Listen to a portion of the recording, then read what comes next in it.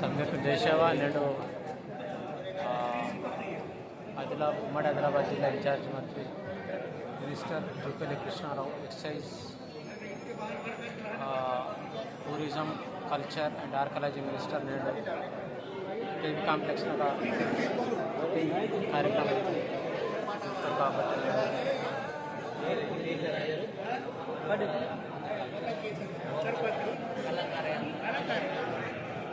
పంచాయత్ మంత్రి రావడము శుభదాయకంగా భావిస్తూ ఈ సభకు అధ్యక్షత వహిస్తున్న మన ఇన్ఛార్జ్ మంత్రి జూపల్లి కృష్ణారావు గారికి, అలాగే ఆదిలాబాద్ ఎంపీ నగేష్ గారికి, ఎమ్మెల్సీ దండే విఠల్ గారికి, జీసీసీ చైర్మన్ గారికి, జిల్లా కలెక్టర్ ఆదిలాబాద్, జిల్లా కలెక్టర్ కుమ్రాంభీము, ఎస్పీలు కుమ్రాంభీము, ఆదిలాబాద్ పీఓ ఐటీడీ గారికి, అడిషనల్ కలెక్టర్ లోకల్ బాడీస్ కుమ్రాంభీము, తర్వాత ఆదిలాబాద్ గారికి, అలాగే సబ్ కలెక్టర్ పుట్నూరు గారికి, గిరిజన పెద్దలకు, మరి మా సిర్పూర్ నియోజకవర్గ ఎమ్మెల్యే హరీష్ రావు గారికి, ఆసిఫాబాద్ నియోజకవర్గ ఎమ్మెల్యే కోవలక్ష్మి గారికి, మాజీ ఎంపీ సోయం బాబురావు గారికి, మాజీ ఎమ్మెల్యే అక్రమ్ తక్కు గారికి, మరి అధికారులకు, మరి మా గిరిజన పెద్దలందరికీ జయసేవ తెలుపుతూ, ముఖ్యంగా ఏదైతే ఆదిలాబాద్ జిల్లా అంటేనే ఆదివాసుల జిల్లా, అలాగే కుమ్రాంభీము జిల్లా అంటే కూడా ఆదివాసుల జిల్లానే. స్వతంత్రం రాక పూర్వము కుమ్రాంభీము పోరాట ఫలితంగా మాకు రాజ్యాంగంలో 5వ షెడ్యూల్ సమకూర్చబడి విస్తృతమైన అవకాశాలు ఉన్నాయి. అవి లబ్ధి పొందాలంటే మాకు ఈ తరుణం మంచిది. ఏదైతే మాకు అన్ని ఉన్నా అల్లున్నోట్ల శని అన్నట్టు మాకు ఫారెస్ట్ వలన మాకు ఇబ్బంది ఉన్నది. ఫారెస్ట్ వలన ఇబ్బంది ఉంది.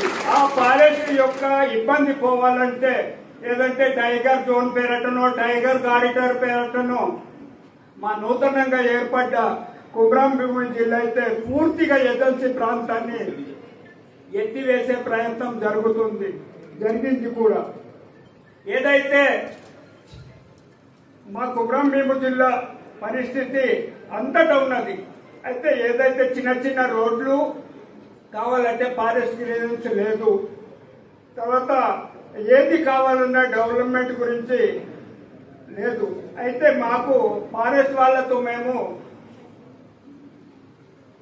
మే నెల నుంచి 8 నెలల వరకు పోరాటం చేస్తే లాస్ట్కు మా సమస్య పరిష్కారం గురించి మేము ఫారెస్ట్ అధికారుల వేధింపుల పరిష్కారం గురించి 29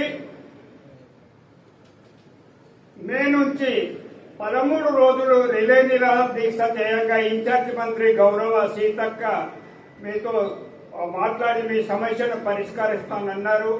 దానికి ఈ రోజు మన మంత్రివర్యులు వచ్చారు.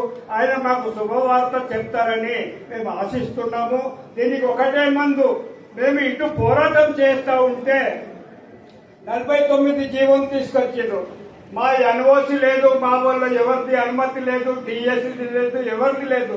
జీవో రద్దు చేయాలి. దొడ్డుదారిన వచ్చిన జీవోని రద్దు చేయాలని డిమాండ్ చేస్తున్నాం. తర్వాత ఏదైతే టైగర్ జోన్ ప్రాంతంలో మేము ఏ ఊర్లు లేపుతలేము, ఏ ఊర్లను మేము ఏం చేస్తలేము. ఒక్క నిమిషం, అంటే దానివల్ల నష్టాలు కూడా మంత్రి గారు అడుగుతున్నారు. దానివల్ల నష్టం ఏంటి కూడా మీరు చెప్పండి. దానివల్ల ఏమేమి నష్టాలు మనకి? Agency area, tribal schedule area అనేది ఫండమెంటల్